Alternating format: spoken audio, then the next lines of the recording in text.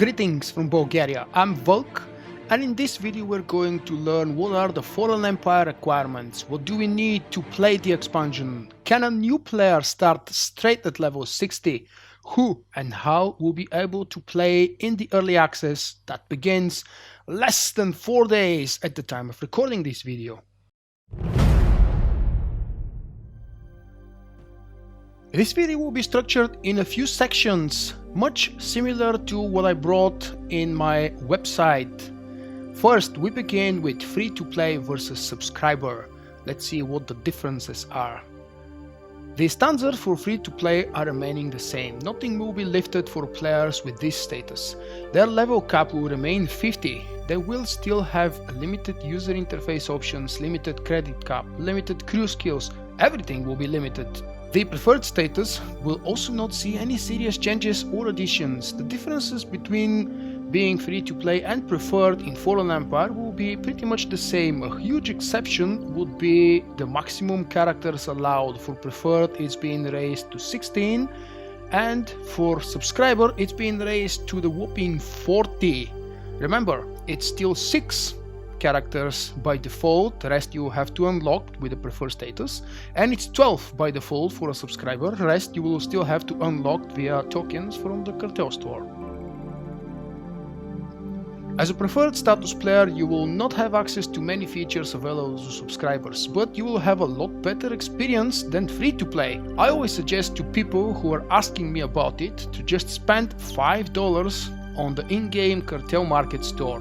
This way they will forget about many of the restrictions and forever unlock the preferred status, and even though it's still annoying limiting your freedom, it's a lot better than free to play.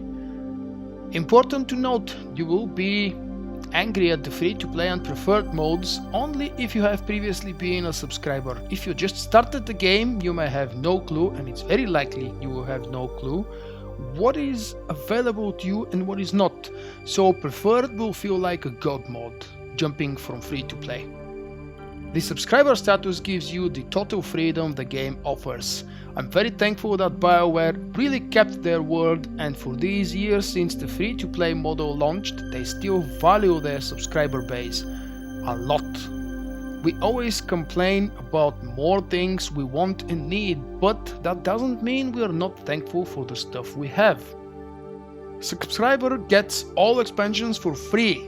That's right, if you subscribe after 27th of October 2015, you will receive all expansions for free. This includes the previously paid for Rise of the Hutt Cartel, which brought the level 50 to 55 content, Shadow of Revan levels from 55 to 60, and the brand new, just about to be released at the time of recording the video, Knights of the Fallen Empire.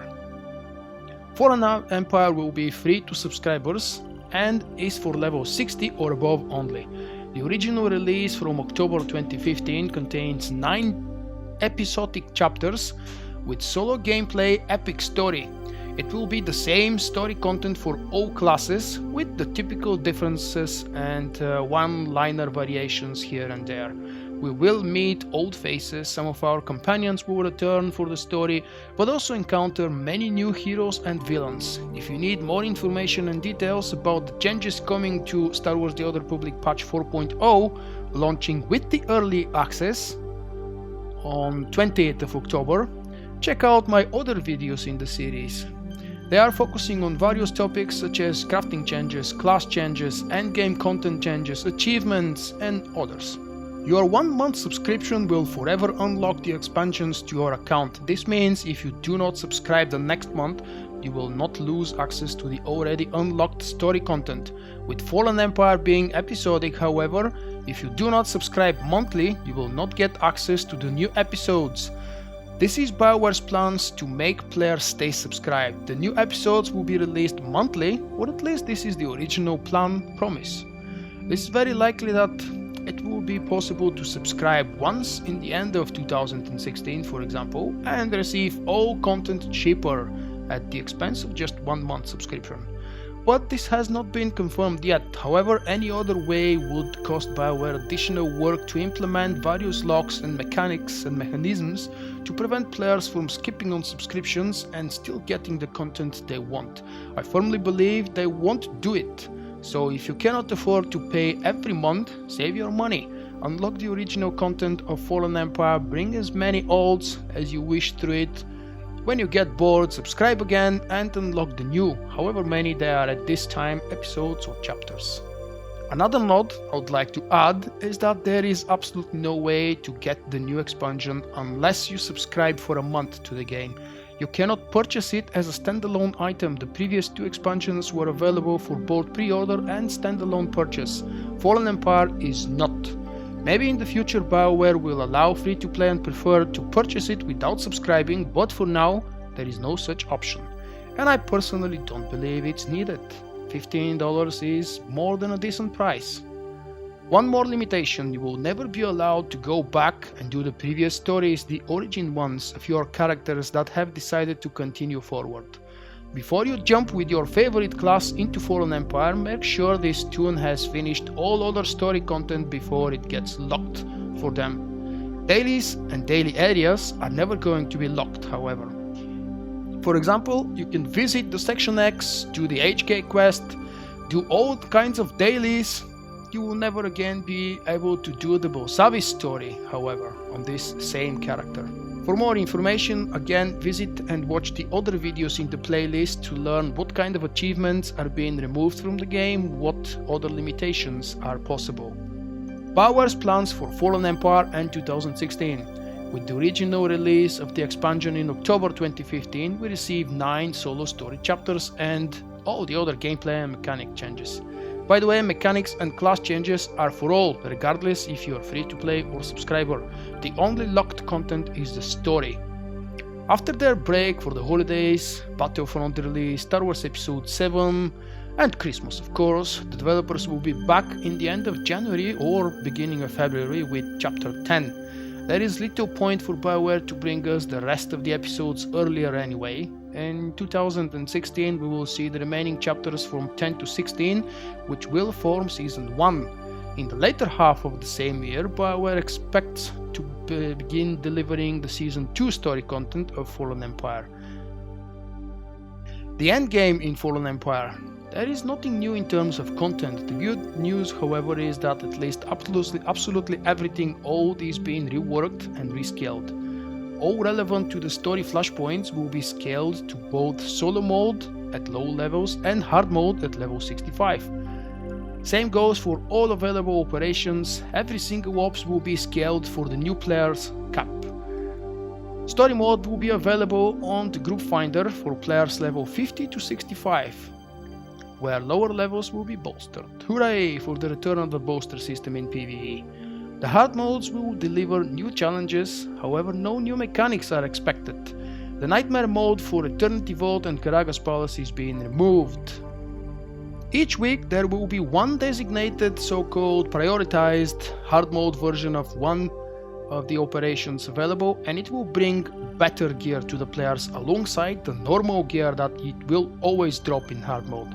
This means that the normal pieces of item level 220 will be accompanied with extra drops of extra better gear of item level 224. Every week this one operation will be different and they will go in specific order more likely. Early access to Fallen Empire. This section of the video is right here in the middle because I expect that the video will be visited long after this 1 week has passed, and I didn't want to begin with the relevant content. The early access will begin on Tuesday 28th of October 2015 and it will last 1 week until the expansion becomes accessible to every current or future subscriber on 27th of October 2015. To qualify for early access, you need to have been an active subscriber without missing months between August 10th and October 19th. If you subscribed later than August 10th, you will still qualify for the monthly rewards as per BioWare's programs, explained in a different video. All of these items will be rewarded to us when the expansion launches via an in-game email, just like any other in-game rewards is delivered to us. These things will be bound to legacy. So for example, if you have missed Nico as your companion reward, he actually joins you in the story anyway, but with the sub perk, the first monthly reward for being a subscriber before August 10th, you will have a chance to play with this character earlier, even though he will not be involved in the story, dialogues, cutscenes and so on. However, the next rewards include his coat and blasters, and they will be legacy bound. This means transferable between all of your characters in your legacy. Fallen Empire requirements for our PC. The game's engine is as buggy as it has always been. Starting with patch 3.3.2 and moving on to Fallen Empire, BioWare is introducing a lot of aesthetically pleasing features to the game, as well as some very desperately needed improvements. However, they are never enough. These improvements include better and shorter loading times, more and properly working anti-aliasing settings and features, better and more flexible shadow settings, less FPS issues with a newly implemented crowd control automatic feature, one thing I definitely dislike, and I talked about it in my performance tests 1 and 2. Also, new and better cinematic effects and camera behavior. I really love that more action-oriented camera. If you want to learn more about these and see how the game behaves on my system, quite a strong hardware-wise PC in fact, check out the videos I will be linking probably here somewhere as annotations, as well as down below in the description of the video. Level sync celebrations and curses. This new mechanic is for absolutely everybody, all free-to-play and subscribers, lobbies and 65s. Everyone will be affected the same way. This new feature is both a curse and a blessing for the community, and wars are already raging around the internet attempting to prove the use of this or send it straight to hell for forcing our overpowered farming characters to be scaled down. How this works and its effects are described in a lot more details in another video that hopefully I will link again here somewhere, and it describes the BioWare's developer blogs about combat changes and core world changes in Star Wars The Old Republic patch 4.0. In short, level sync will bring our character to 2 levels above the maximum recommended for the planet we visit. No passive or active skills will be removed from our toolbars. Their powers will just be sifted down. We will still be able to power through all kinds of heroics. All of them are now H2s by the way, no more H4s, and other quests. However, those gold farming lower level instances will likely become a lot more time consuming now, as players won't be able to pull 30 mobs and AoE them down in 50 seconds. The bright side of level sync is that it will likely inspire a lot more grouping and team play within the more casual part of the community, asking people to group up more often and do the content together. The new H2 terminals located in very convenient places, especially the one on the fleet, will help players engage and revisit the old group quests more often. They will also teleport you straight at the entrance of the heroic that you are about to do. To spice it up even more, the quest rewards will scale with the character level now, and we grant proper XP.